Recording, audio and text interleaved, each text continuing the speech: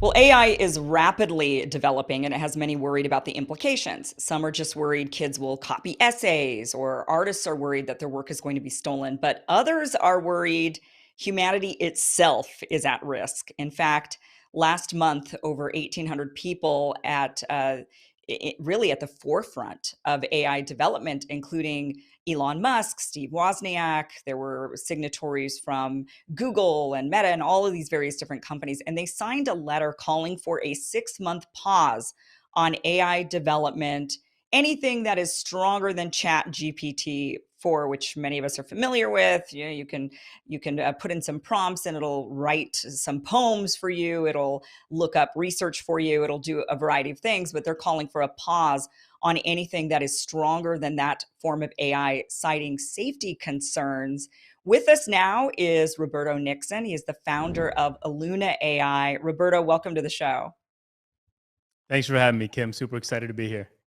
Yeah, do you share these same concerns that these 1,800 people that signed this document saying we want to put a pause? Now, they didn't say we want to stop or halt the development of AI, but they said we want to pause it for 6 months until we can get a handle on things. Do you share their concerns?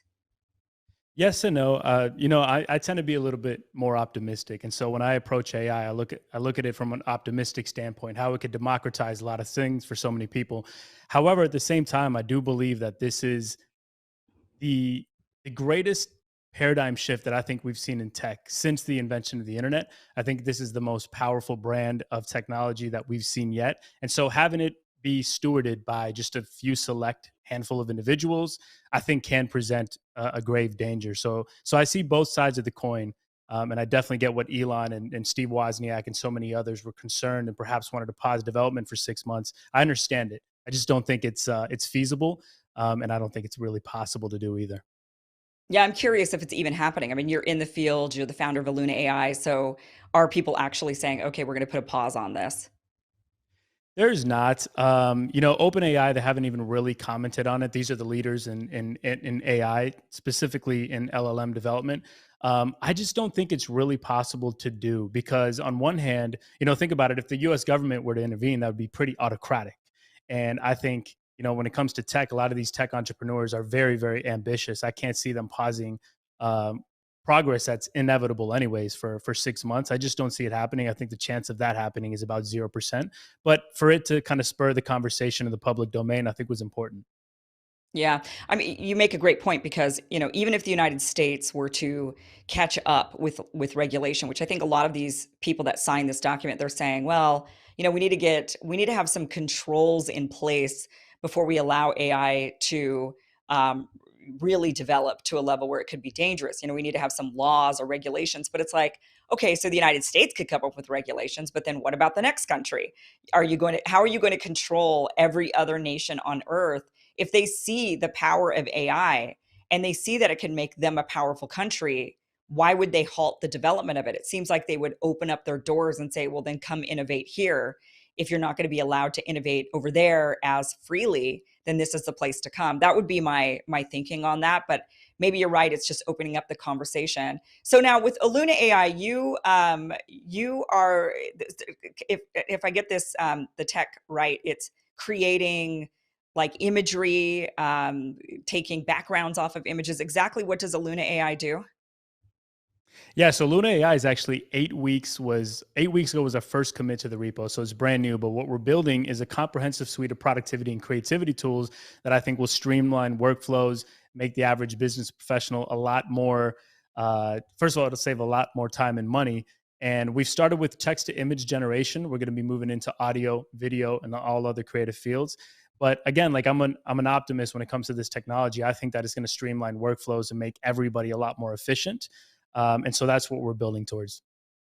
Okay, so this comes with some implications, right? Because there's artists Yeah, that are maybe pushing back on this, who are saying, because correct me if I'm wrong, but I think what you have to do is you have to train the AI. It can't create on its own, right? So you'd have to tell correct. it has to learn from something. So you would say, make a picture in the style of Van Gogh. It has to have seen Van Gogh, an actual human's work, in order for it to Correct. make an image, right? Is that how it works?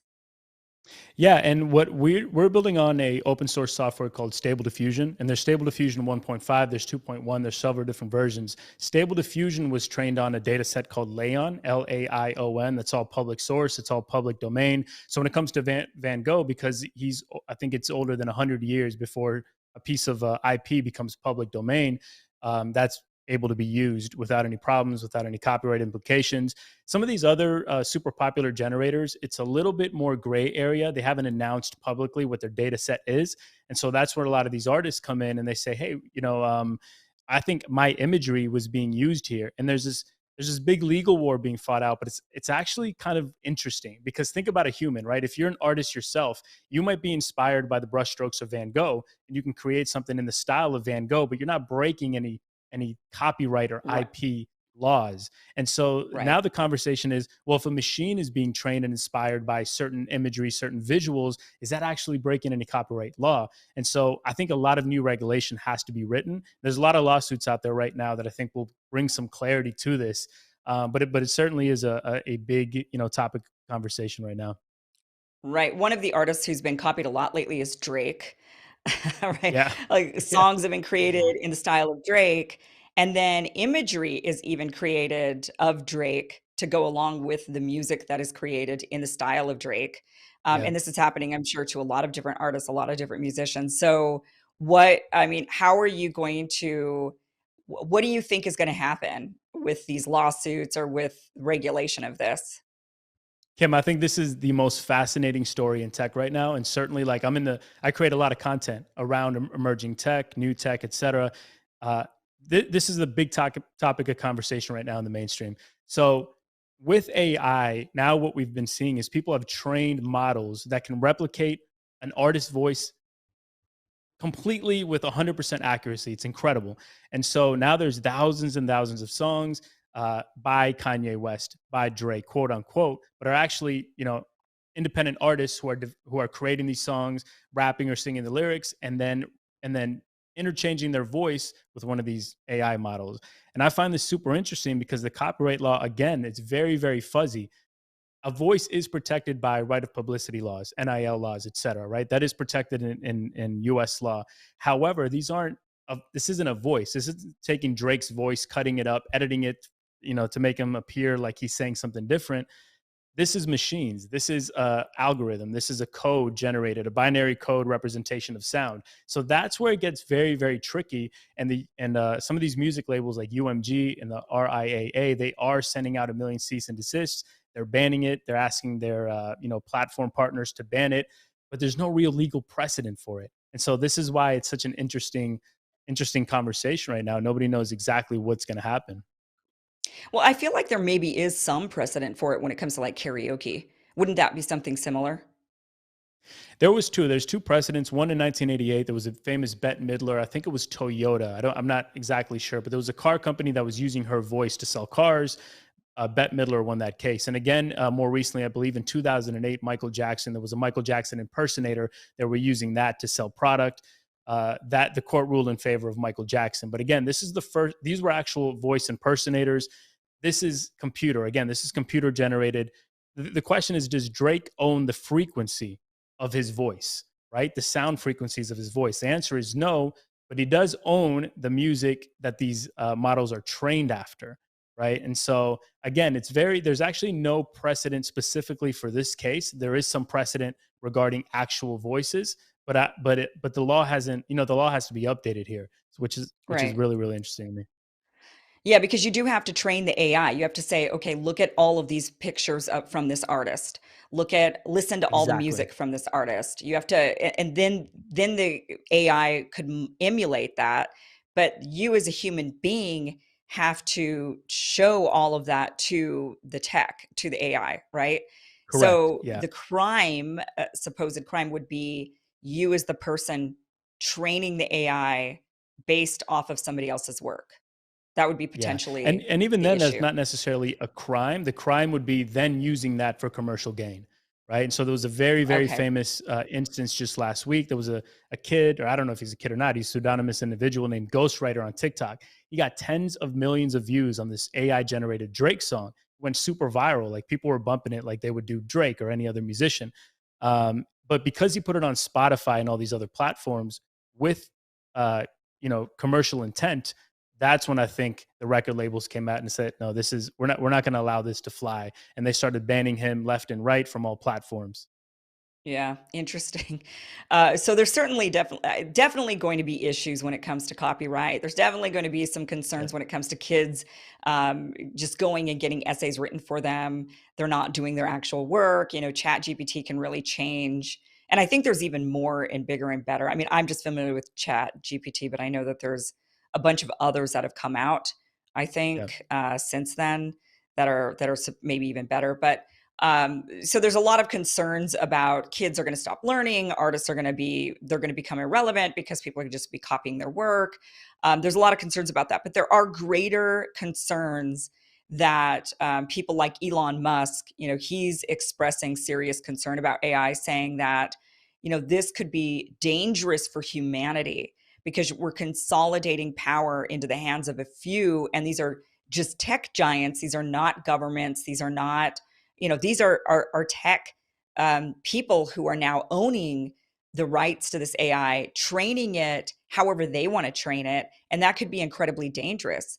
Do you think that I mean, what do you think, from your opinion, could be done to, I guess, break up that potential monopoly of AI being owned by just a few billionaires like Bill Gates, who's actually now yeah. one of the main owners of some really powerful AI?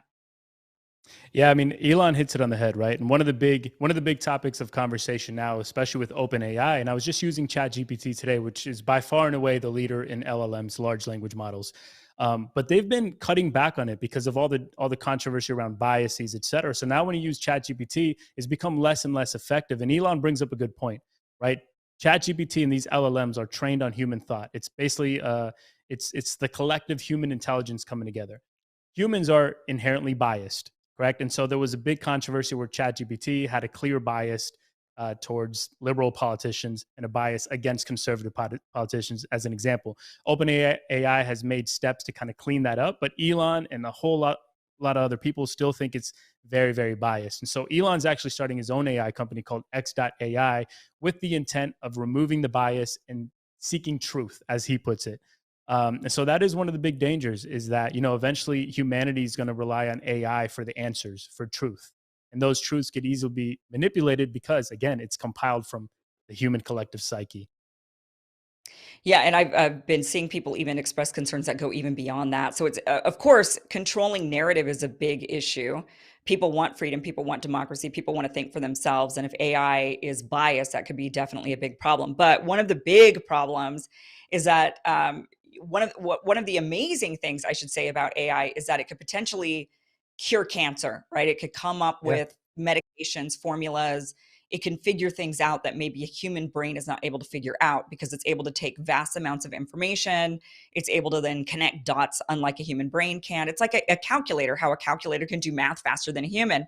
So AI could potentially cure disease. But on the flip side, for every positive, you have to think of the exact negative. And so it could potentially cure disease to help us live longer, but it could also be used then to kill us, to make us live very short lives. It could weaponize medications and turn them into, biological warfare or chemical weapons in some way that could potentially wipe us out. And I think and then who gets to control that? Oh, what if we have, a leader of a different country that is seeking revenge on another nation, war, types of warfare, and using AI to then, but I don't even know how we would control that because, again, in this letter they're calling for regulation, but one country can do the regulation, but the other country, the one that you're worried about, won't. So I feel like we're almost going to be entering into sort of an arms race in a way with AI. It'll be very similar to an arms race, or very similar to imperialism. It was like countries felt like they had to go around and conquer as much land as they possibly could. And they did it a lot of times because they were worried if they didn't, somebody else would.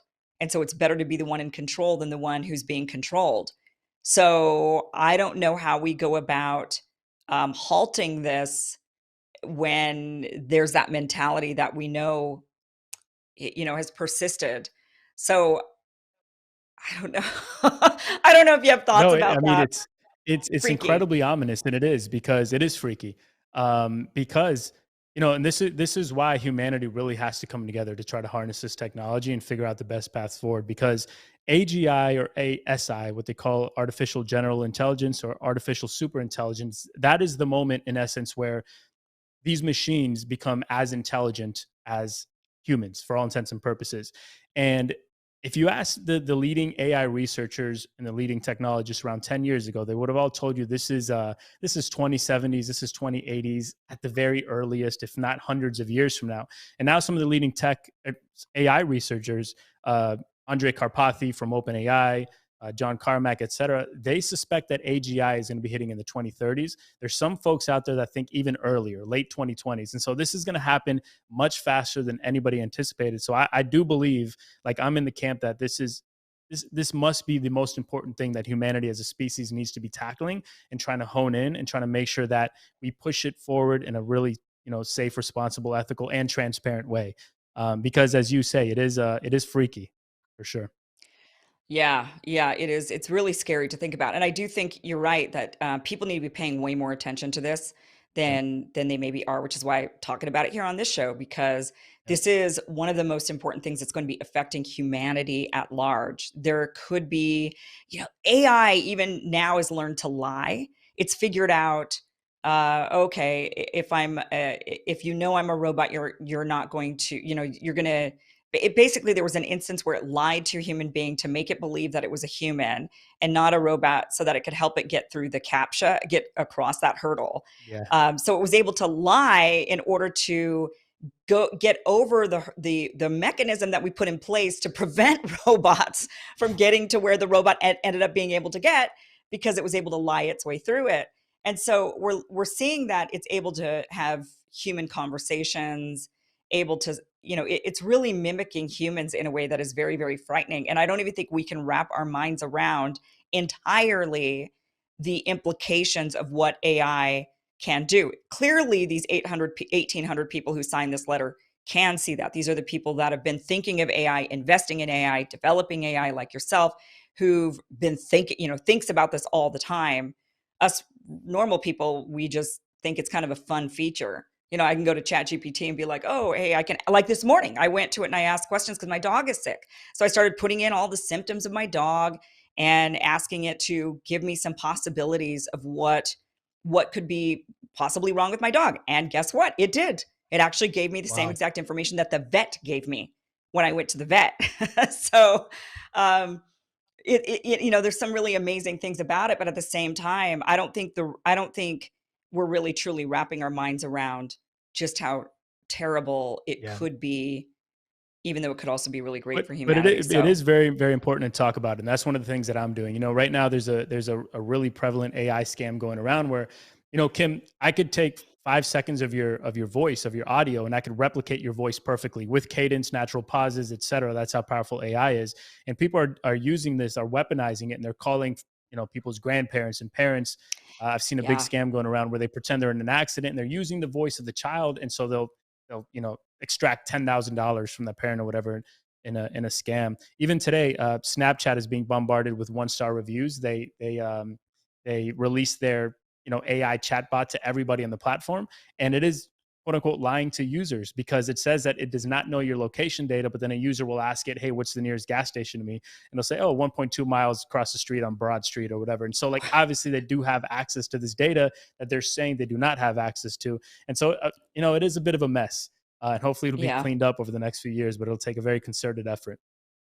Just like you mentioned, I mean, there's a couple of pranksters who are using AI to disguise their voice to sound like Zelensky, and then they've been calling up. Yeah, I don't know how they're getting the numbers. I don't know how they're pulling this off, but then getting in yeah, contact with leaders and major players and getting them to admit certain things. So it can be very, very frightening. That is really scary. I didn't even think about that. That you could like hold a kid for ransom. This fake kid because you're using the voice and you're freaking people out, or you could definitely scam them in a variety of ways. So, and even then, it's like, okay, back in the days of even just catfishing, yeah. a guy would say, okay, well, let's video chat. I want to make sure you're you. So I want to video Right. chat. But with AI, you could video chat and what? It looks like the person that you're pretending to be.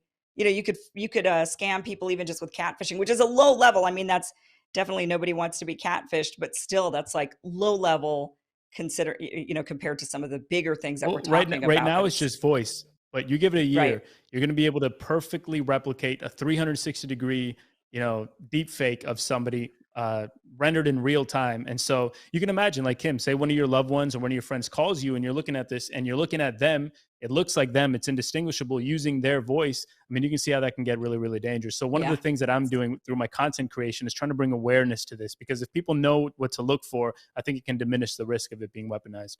Yeah. Roberto, thank you so much for joining us and in freaking us out a little more, I guess, with some of the other things Wasn't my AI can intention, do. Kim, but Uh, well, thank you, Roberto Nickson, founder of Eluna AI. Where can people find you? find me on all socials: Twitter, Instagram, TikTok, RP Nickson, Nickson. Great. Thank you, Roberto. Right. Thanks so much, Kim.